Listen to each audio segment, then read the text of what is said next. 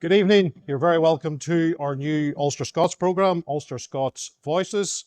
We're here to discuss all things Ulster-Scots in the past, present, and of course, looking towards the future. I'm delighted here this evening to be joined with some special guests that we have here. First of all, we have the Reverend Mervyn Gibson, Grand Secretary of the Grand Orange Lodge of Ireland. Mervyn, you're indeed very welcome. Also Presbyterian Minister in East Belfast, a community worker and someone who's well known throughout the country. And most importantly, a grandfather. Very important. We also have with us here Colin Breen, who is a former RUC officer. He's author of a few well-known books. The most well-known of those is a book that he's written, A Force Like No Other. Colin, you're indeed very welcome with us here this evening as well. Thank you. And then we have Ian Marshall. Ian, a farmer and former member of the Senate chamber in the Irish Parliament. The first unionist, you could say, who went south and went to get the unionist voice heard in Dublin. And certainly you're very welcome with us here this evening as well, Ian. Thanks, good to be here. Mervyn, I'm going to come to you as we start. And it's widely believed that within particularly the Ulster Scots community and within the education system, that the education system in some ways has failed some of our Ulster Scots children. What can be done to encourage more young Ulster Scots to engage with the education system?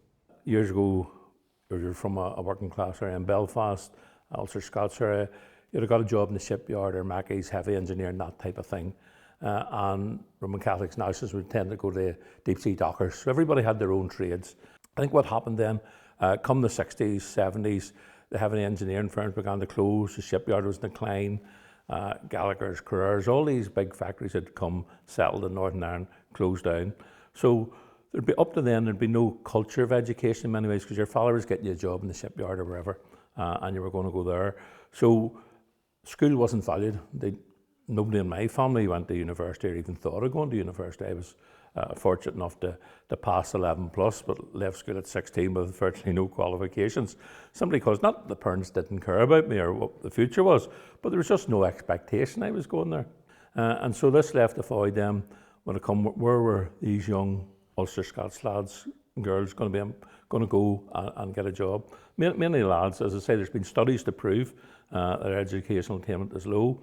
I've been involved in several projects that can help that. There was an early years project in Shankill, and it was ethos was to encourage this culture of education back. That education was important for their children, and we work with parents to do so.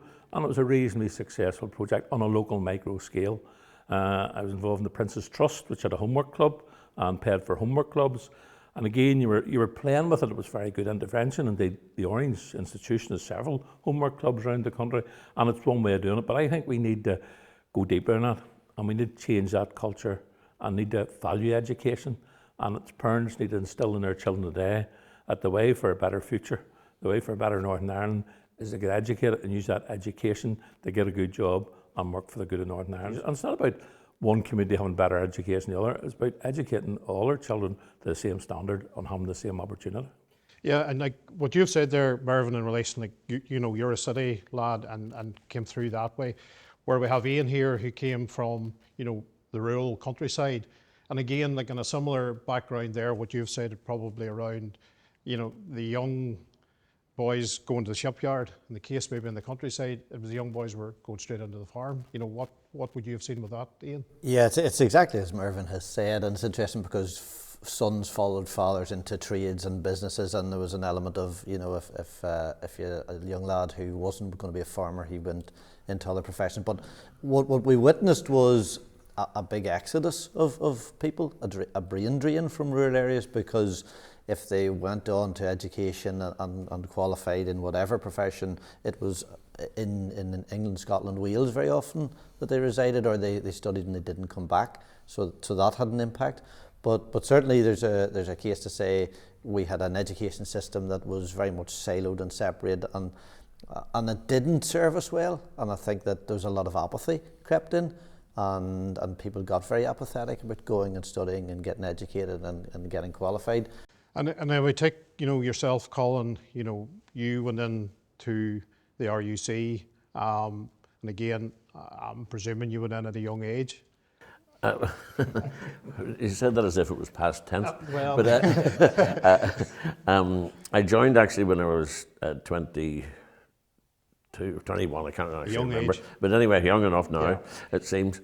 I'm a bit peculiar in how I ended up joining. I was originally meant to go to read law at Trinity College in Dublin, and then I went to America to work for the summer, which I was thoroughly enjoying. And I decided, I think I often credit myself with inventing gap years.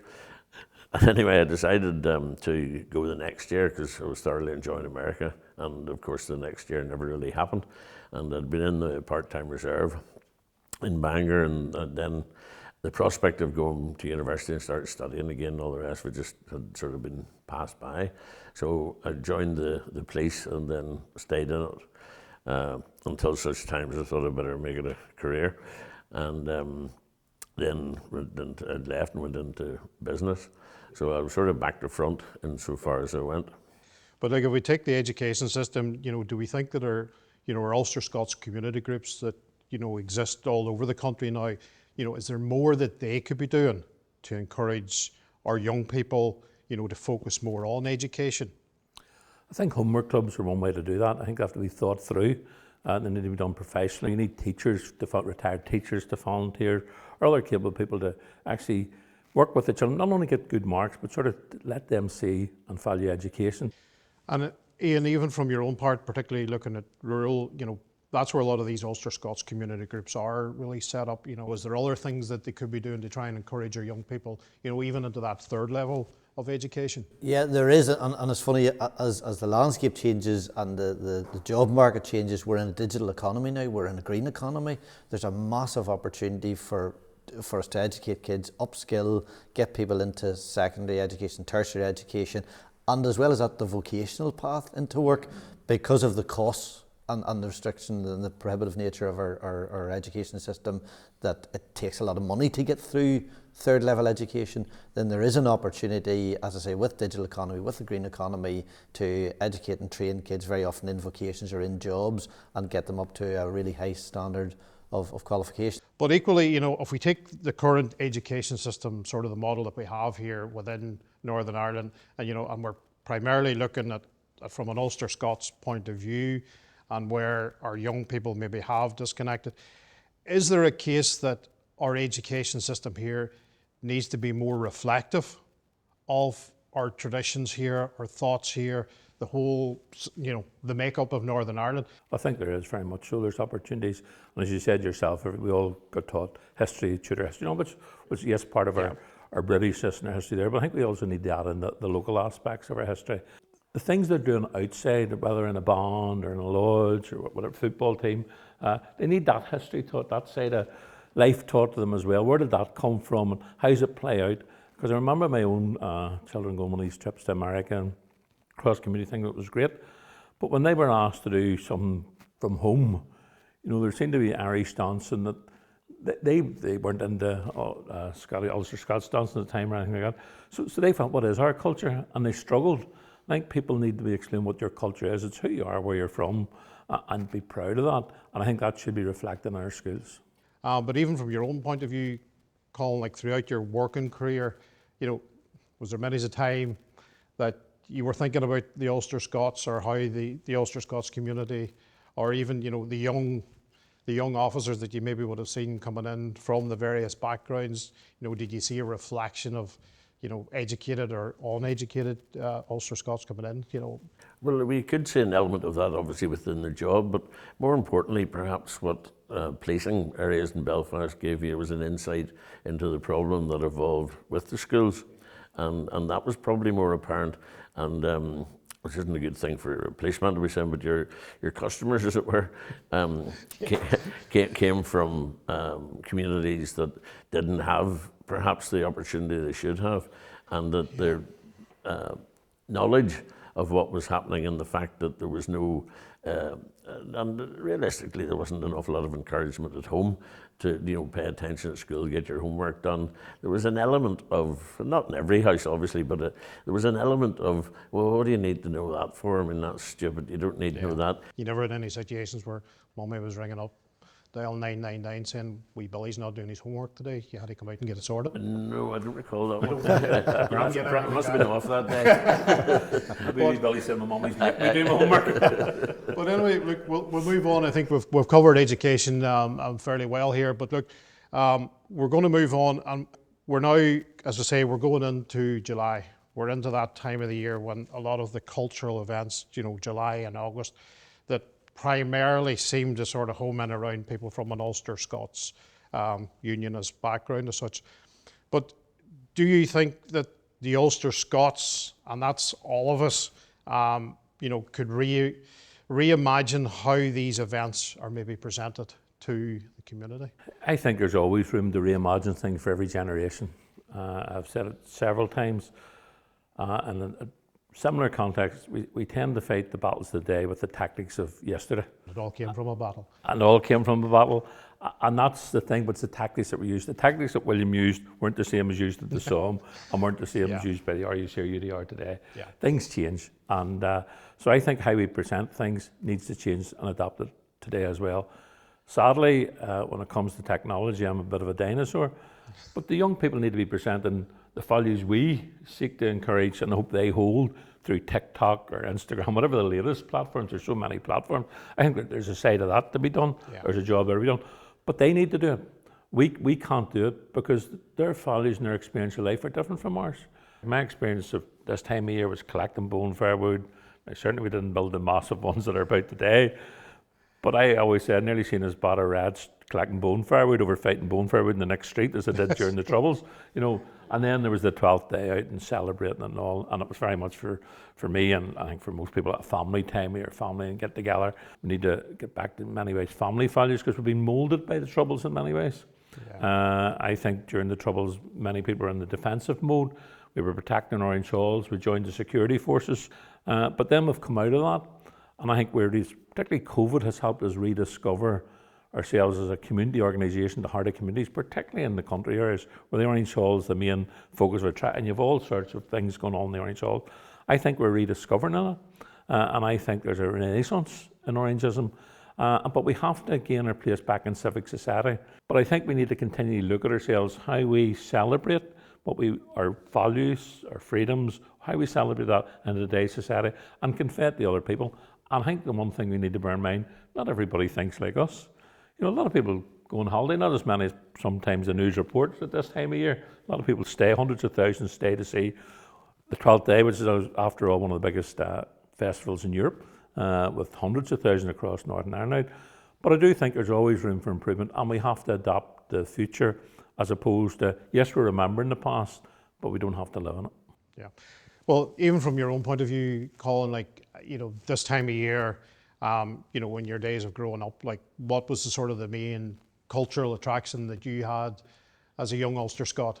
Well, I can remember the bonfire night was always an evening where young people went to enjoy it and celebrate it, and unfortunately other elements seemed to creep into it that evolved, perhaps I would say, down a wrong path at its most polite, and it became very much, subsequently demonised by one side, attracted to by the other, and then I think we were slow to sort of sell our culture as culture, and it became then back to, as always happens here, them and us. I think that has moved away, and I was there one time with a television crew at the bottom of Newton Marrs Road, and there were a lot of festival type things, yes, and bouncy castles, and actually people from a neighbouring area who wouldn't have been necessarily promoters of Ulster-Scots background. The kids were brought over and joined in, and I thought that was a great step forward, and it also let the kids who were there realised, these people just live 100 yards away, and yet they might as well have been aliens for all the interaction they had between themselves, apart from throwing stones. And to see them together, being kids, who didn't really care where they were. They were just enjoying themselves and having a burger, whatever it was they were doing. And I think really that's the way forward in communities who have seen strife. It's one of those things at times, and it's something that maybe I have thought about in the past, is that, whether we're from an Ulster-Scots background or an Irish background, whichever background that you actually belong to or grow up in, it really is an accident of birth. From a country point of view, how did you find things, growing up, and even in this current climate that we're in today, the celebration of our Ulster-Scots culture? Yeah, it's interesting because when you look back to your childhood, being Ulster-Scots, being Presbyterian country people, it's about work, it's about work ethic, and the 12th fortnight was great because it was actually a time that you were legitimately allowed to back off a bit and take a break. But it's interesting because I think a lot of the narrative around the 12th and the holidays and the parades and the celebration is misunderstood very often from outside this place we live in, we call home. Because I remember being in the Senate and getting a call from News Talk. There'd been a couple of flashpoints and a bit of trouble, and I got a call from News Talk because they wanted to know, was it complete anarchy in Northern Ireland? Was the whole place imploding? And I remember talking to Ivan Yates and saying, I'm driving through Northern Ireland, it's a beautiful sunny day, most people are at parades, it's a holiday, it's a day off, it's friends and family, it's getting a bite of food out, it's about meeting your neighbours that you don't see all year. And that was what it was, but it was misunderstood and being portrayed through the lens of a few isolated hotspots. And I remember being over in London, it was the Jubilee year, and I absolutely love London. I love the place, I love the city, I love the feeling of Britishness when I'm there, or Glasgow, or Edinburgh, Cardiff, wherever. But London especially holds a real important place for me. And I looked at the Union flags everywhere. It was a celebration of Britishness, and I thought, yeah, this is home. I dropped back into Belfast, into the airport, jumped in the car to drive home, and I drove up the road, and the flags were everywhere, and I thought, is there a difference? Are we morphing into going from a celebration of Britishness to a statement of Britishness? I think we need to be in this place of celebrating, because that's respectful. That means that, just as Colin says, everyone from all communities can be part of this, can enjoy this. It's no threat to anyone. One of the things is, particularly around the whole cultural and things that are happening now sort of during July and August, and specifically the Schomburg Society in Kilkeel have done a massive amount of work over the last number of years in developing, their events, into this, family orientated, evening of entertainment, particularly around the 11th evening. They have an entire week of, festival events, workshops, and all sorts of things. Is that something that, we should be promoting more and more, and taking that sort of model and sort of, progressing it right across Northern Ireland, even wider than that? Yeah, absolutely. And I think there are many good examples. Some which says an As excellent one, example, I have to say, and I've been down there on the 11th night, it's been great. And the activities before it, etc. But you have Newgate Arts up in Londonderry, and the Apprentice Boys up there. You have Macrofeld, you have Limavady, you have Armagh itself, around Sloanes. So there's a lot of good practice around there, and it's spreading. I think it is spreading already. And we had in Belfast Orange Fest. People remember, and the main slogan of that was, it's about the battle, not the bottle, and it was to try and reduce antisocial drinking on the day, and that was reasonably successful, recognised by the police. So there are things we all can do. Do you feel is it important that we try, and that's part of the education, to try and get that message across within our Ulster-Scots groups? Yes, it's okay to go out and enjoy yourselves, but let's get the priorities right. There's moderation, I have to say. We had seen in some parts of our culture, not only the Orange tradition, but many parts of it, where it become purely social. And there's nothing wrong with social activity, there's nothing wrong with alcohol or whatever, in moderation. I have no difficulty. That comes from a ministerial point of view. But equally, keep the main thing the main thing. If it's the 12th day, then it's about the 12th day. It's about celebrating the glorious revolution, all the freedoms that flowed from that. If it's Derry Day, then it's about that. Keep the main thing. And yes, socialise, but that's secondary as opposed to be the main purpose of things. I think that's a different cultural shift that we've went down. And it's not just a Belfast or city thing. I've been on country 12s, etc. It's the same thing there. So we need to look at that, keep them. And I think that's happening in more and more 12s. We have a conference every year now for the 12th organisers. Yeah.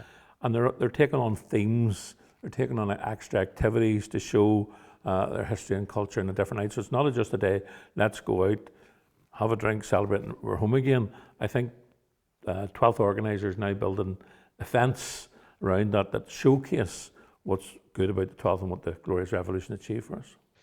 Like, if we're thinking about, this particular time, is there anything, Colin, that you think that, particularly our Orange institution maybe would need to be thinking on, to try and sort of develop things, or our Ulster-Scots community, about making it better? Is there any thoughts that you have? It's the 11th night, we're having a bonfire, and it's a celebratory thing and all good fun.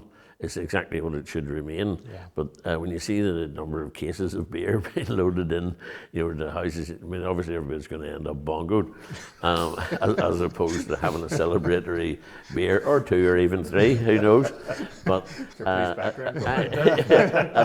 it can end up then, once of course the drink's in, the wet's out, and then even with the good intentions, can fail, and if depending where the bonfire might be, then the next thing you'll get a breakaway crowd will go and attack some houses or do something daft, and it does no one, including their own cause, any favours. Yeah, Ian, you've been that sole unionist voice, if you want to say. You've had that experience in the the Irish Senate. Was there any feedback from there? Any thoughts about what people were actually thinking about? What are these crazy Ulster Scots doing up north? I suppose the interesting thing about the time in the Senate was, no matter what your politics, your religion, you're still a Nordy from the Black North, and that's interesting. But a huge misunderstanding about what Ulster Scots was about. It's very often seen through the lens of a few big political figures in the north, and it's interesting because it's misrepresented. I remember there was an RTE interview. Claire Byrne did an interview one evening, and she had a panel of celebrities, and one of those people was Andrew Trimble, the rugby player. Yeah. And Andrew came on and did a really good interview, and my phone the next morning was hopping off the mouth, because people were saying, well, wasn't Andrew Trimble fantastic? My goodness, what an open, intelligent, forward-looking guy. And I said, yeah, but that's who we are. That's who my friends, my family, the people I work with, the people I socialise with, that's what Ulster Scots is. It's not a narrow, blind, backward-looking group of people. It's very open, it's liberal, it's forward-looking, it's positive, it's inclusive. Yeah, I think there's one thing, and I know we haven't mentioned it yet, but music. Music is something that Ulster Scots are very good at, and it's something that we certainly can take to the world stage. And I have personal experience of doing that as well. But from your own backgrounds, and between pipes, accordions, flutes, have you any preferences on what's your favourite, or what you like to see on display when it's out there celebrating our culture? I'll be diplomatic. I like to see it all on display, I have to say. And I like to see it, actually. It's quite funny. Now there's such a range of repertoire the bands have. I've seen myself in the 12th day saying, are we ever going to hear the South here? Because we hear everything else, and this is the 12th day, which I think is a good thing now. But I love Ulster. I'm more sort of a ballad. I love ballads, I have to say. And I think there's a tradition that needs to be rediscovered of Orange's ballad singing, I have to say. And I can't sing a note. Only Kay knows the cool Kay in Belfast. So I'd love to see a revival in that traditional singing the ballads. So is that a new Lodge competition coming up? I think there might be a concert coming along at some stage with a few key people, reviving all the Orange Made of Sligo and all the rest of them. But no, I enjoy the music. I think it's a really broad spectrum. And music's a way of opening up the world, because I think with Omer Brothers and Boys went and marched in Savannah in the States. I think some bands, I think it's Balmacar Defenders, maybe from Belfast, have been down at St Patrick's Day events in the Republic of Ireland. And I would like to see more of that, I have to say, a broadening out and acceptance of our culture. From your own point of view, Colin, and I know I'm talking specifically about music here within the Ulster Scots background, and I forgot to mention brass and silver as well whenever I was saying that, but is there any particular style or band type of music that you do like? Well, I suppose, as is traditional, I can always enjoy a flute band, and it can be very rousing, as in get your foot going, whether you want it to or not. And Ian, from your own? I've an awful fondness for the pipe bands. And funny, my favourite is the mass band in Whitehall on Remembrance Sunday playing Nimrod.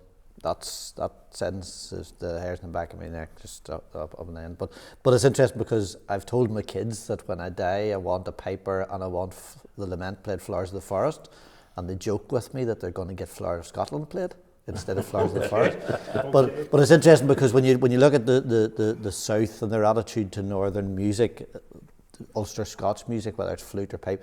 I remember having a conversation with a TD who said they were invited to a flute band was coming to County Mayo on a Friday evening, and they said, my goodness, what on earth would take me to listen to a flute band? What could there be anything worse than that? And I spoke to them back in Leinster House on the Tuesday, and I think it was Hamilton Memorial, I think maybe their band, a Melody flute band. Hamilton flute band. And they said, wow, we never knew that a flute band could sound like this. This was a phenomenal, and they said, as regards breaking down the barriers and understanding culture and what this meant to people, they said it was a fantastic. Again, that's the music. It's that music that works. You know, it might be the same tune. What maybe makes it different is the words that you use with it. Ian, it sort of seems, you know, we follow on here, it seems a time that being from Northern Ireland and being particularly from an Ulster-Scots background and being a planter as such, it can sort of, we get those different viewpoints. The media sometimes, you know, want to put us down, they don't want to know us. You know, how have you found that from your point of view? You know, do you believe that you know that there's more that we need to do to try and get our message out there? Yeah, undoubtedly there is, and it's interesting because when I was elected to go to the Senate, it was really interesting because I was come under criticism from some quarters, but my opinion is always that I'm really comfortable in my identity. I'm really comfortable in my Ulster-Scots identity, in my Britishness, in my Irishness. There's no contention there. I think that what we've got to do, and it was mentioned earlier, is be comfortable in that identity, be proud of that identity, respect everyone else's identity. And I think what we'll find is that as we start to encourage and support that narrative, that it's much better, more positive message to send out. Following on, like, is it time now for possibly an Ulster-Scots museum here? I know the Ulster-Scots Agency have a place and they have stuff on display, but is it time to go bigger than that? I think that would be a good aspiration, but I think there's more work to be done, to be honest, in changing attitudes, particularly with regard to the media. I think they regard Ulster-Scots as a minority interest, like Morris dance and something along those lines, where it's actually part of a community. It's ingrained in the community. It's not just something they do in the evening. It's how they live their lives, is through the medium of Ulster-Scots and through that Britishness as well. So I think the job has to be to challenge the media, to give more prevalence to it and don't treat it just as an interest, a side interest. And I think there's a lot more work can be done in programmes like this and extending these. There's been no major film, and this is a cry for years, no major film about great stories within Ulster-Scots, like should it be the Larne gun run and the Sign of the Covenant. Nobody's made them into Hollywood blockbusters. You maybe get the odd documentary about them, but we have the talent there, and if they would apply themselves. So I think it's the same with the media. They tend to sort of, you know, look at Ulster-Scots as sort of end of news, good news story. And what they do is they pick and choose. They pick what I would say are the nice bits, the Ulster-Scots dancing, something like that, something they would regard as safe and not controversial. They have to take the whole package and see us as a people. And we have to package ourselves and promote ourselves as how we are, and equally how we want to be seen as well. And one final thought, Ulster-Scots in the modern day, how do we make Ulster-Scots cool? How do we make it that something that our young people think, yeah, that's cool, that's something really to be involved in, that's who I am, that's what I am? You're really asking me. I think I had a meeting this week with someone who has a son who's involved in this type of thing, and sort of, I don't know if he's an influencer, but he's in that world. People want to be influencers now. I don't see it a real job, but you know, that's the world we live in. I think we need to ask the young people what makes it cool. An Ulster-Scots influencer. That's what an we Ulster-Scots influencer. And what makes it cool in their world today and their society. And I think that's, as opposed to me saying, I think this is cool, and it bores the pants off them. And Ian, yourself, you know, what's going to be, you know, what makes Ulster-Scots cool? I don't think it's complicated. Yeah. I think it's positivity. It's looking forward. My kids watched the Lost Lives movie, which we're all aware of, and my oldest daughter's comment when it finished was, that was horrendous time in Northern Ireland, Dad, but that's history. And that's what we want to hear the young people say. So it's about positivity and looking forward. Well, we've heard Ulster-Scots Voices spoken here, but I want to say a big thank you to you, Mervyn, for your time, to you, Colin, for your time, and for you, Ian, for your time. And join us again for Ulster-Scots Voices.